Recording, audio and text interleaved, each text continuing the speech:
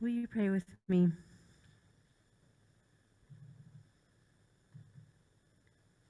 God, who knows our hearts, who knows our minds,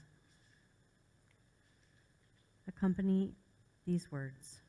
May they enter this community and seed your kingdom. Amen. As I prepared for this sermon on mental health, I really thought I needed to get a sense of scale of this issue. How much in our society does mental health affect people? According to NAMI, the National Alliance for Mental Health, 1 in 5 Americans lives with mental illness. Live with a mental illness. That's 21% of our population. In my own family, I can think of people for whom mental illness has impacted, from my great-grandmother, who was institutionalized, to my aunts and uncles, to me and my siblings and my cousins, and to my and our children. Even though it is threaded throughout our family history, it took preparing for this service to acknowledge, to really see how widespread it has been. Is my mic continuing to be on, or is it fluctuating? There's something loose in there. Okay, let me just adjust this for a minute. The tape is on. Is it on now? Okay.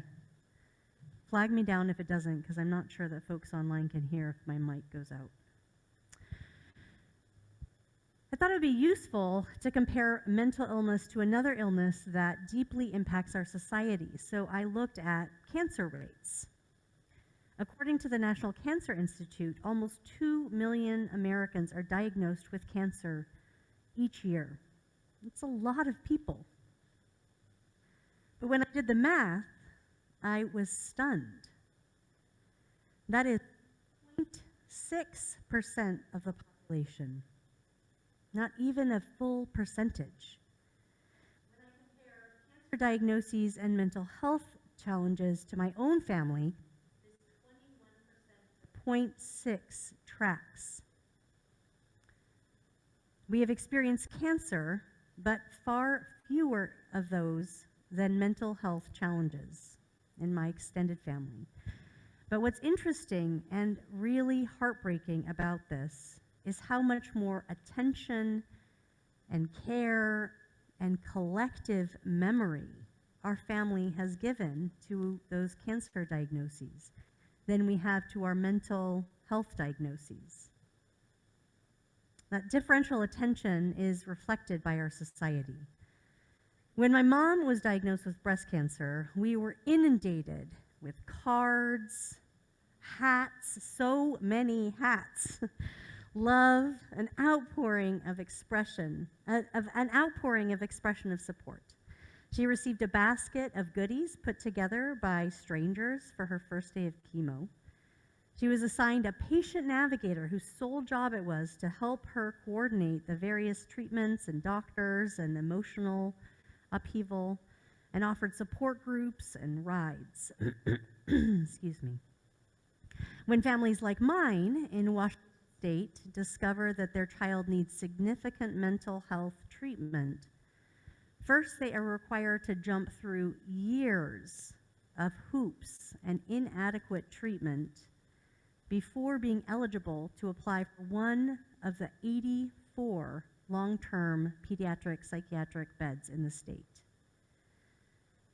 84 beds for 1.6 million kids in Washington State. It's considered a monumental achievement to finally have your application accepted and be placed on the wait list for one of those beds. And that wait list takes regularly up to a year. All the meanwhile, you are living with a child who is in desperate need of life-saving mental health treatment. Why have a Sunday focused on mental health? because it is an epidemic right in front of us that is almost invisible. Because people who live with mental illness are beloved by God, and sometimes we forget it. And because suffering, when shared, is alleviated just a little bit. Because sharing our stories, not keeping secrets of shame, is a first step toward the mutual care that God calls us to. I know many of you in our congregation have intimate experience with mental illness or of a loved one close to you. For some of you, that mental illness has changed and shrouded that relationship, perhaps even changed and shrouded you. And it grieves me the way that many of you, many of us, shoulder that burden alone. Mental health and mental illness is a part of our human story. It's one that has been present among us for time eternal, and I believe one that we should share with one another. I believe that the gifts that are unfolded for those who living with mental illness, as well as their suffering, can and should be lifted up by all of us in community care. Why is it, I wondered, do you think, that mental illness is something that we've allowed to be a secret? Something that even today carries stigma and shame, when 21% of us experience it. What is it about mental illness that we as a society seem to be so afraid of talking about? Particularly when the impact of not talking about it can be so deleterious, so dangerous. I wonder if it's because we still believe that unlike medical problems like cancer or heart disease or broken bones, we still at our core believe that there is something wrong with us when we experience mental illness. That there is something fundamentally broken within us, that it is our fault when we struggle so, that it is our terrible parenting when our children experience mental health challenges. It doesn't help that our brains, when living with mental illness, are notorious liars. Perhaps even more toxic, some of us have been told that it is a sign that we have fallen out of God's favor, that our suffering is a sign that we haven't loved or trusted God enough for our complete healing, that our suffering is some kind of divine retribution. And we feel embarrassed, ashamed.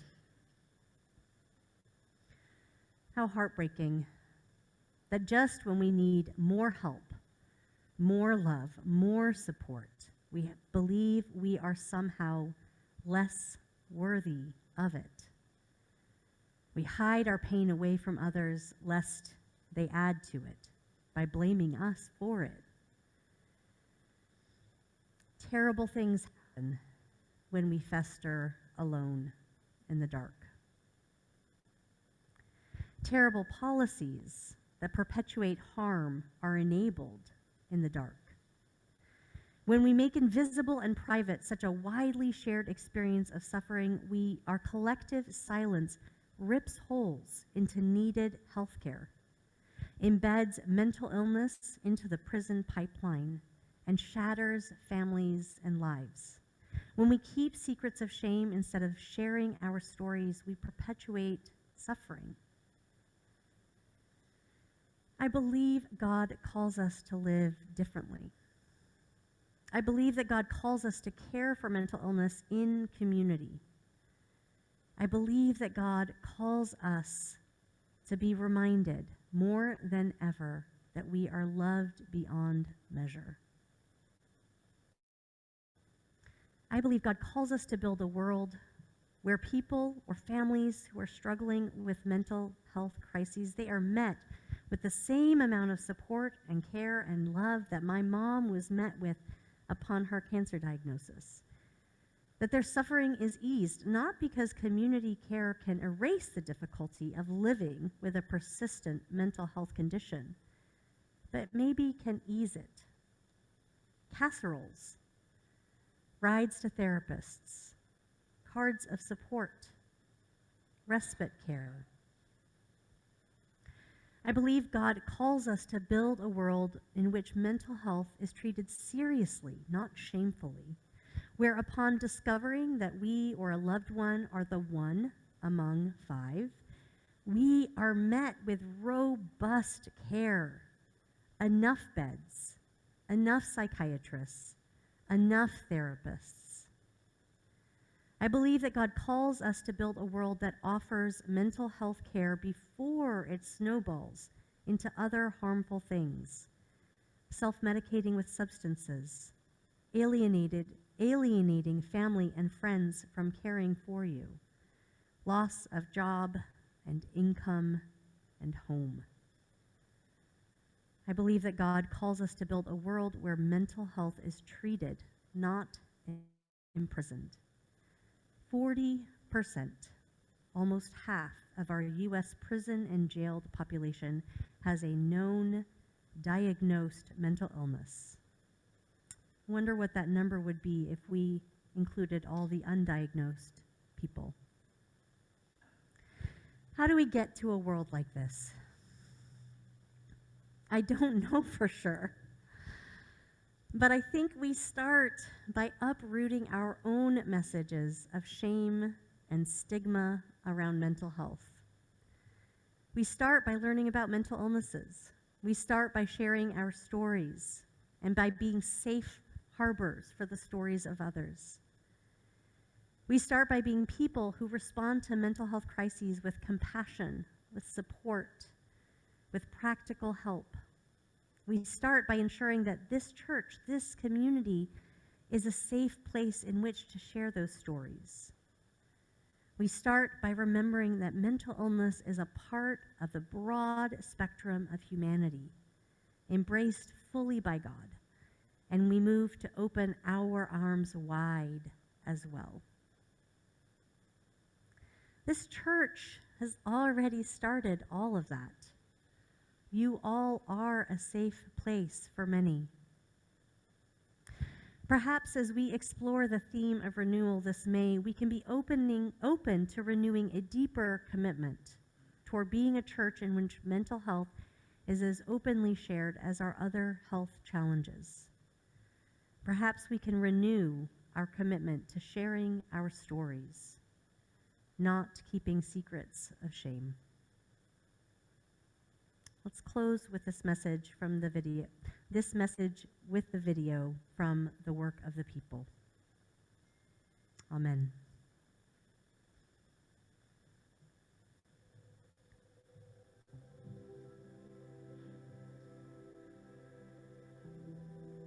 Out of the darkness and the deep, out of the muck and the mire, the mud and slush, we will emerge together. The days without forward and future will be a distant memory, only a story told as a reminder, a marker of where we've been, distant and separated from each other, from our humanity and breath, from our warm embraces and tender touch, buried beneath our own sense of self in exclusion to anyone else. We will arise and we will receive a new heavens and new earth, new vision and new bounty, for this land is desolate no more. Not by hands choking, beating and breaking it, but through our connection to it. Connections drawn together by the spirit of breath, spirit of life, well of vitality. Arise with the one who stood and sat and slept in the darkness with us. Arise with the one who bore our diseases, who hid our shame, who suffered by our ignorance and our sin. The one who gives us breath anew, in this flesh and bones, in this new body made whole, from the wounds dug deep in his skin, scars as reminders of anger, hatred, othering, animosity toward each other and the divine, rejecting goodness, wholeness, peace, for emptiness of power and profit, of security and safety, of our own homes and countries, of nations and borders, fractured people, together with Son of Adam, human and humus, dirt and dust, we are rooted, climbing upward, weaving under earth, reaching toward sun and rain, toward nurture and nourishment, to grow toward who we are and meant to be, a semblance of hope, of the divine, to rise, to breathe, to be. Again, we rise.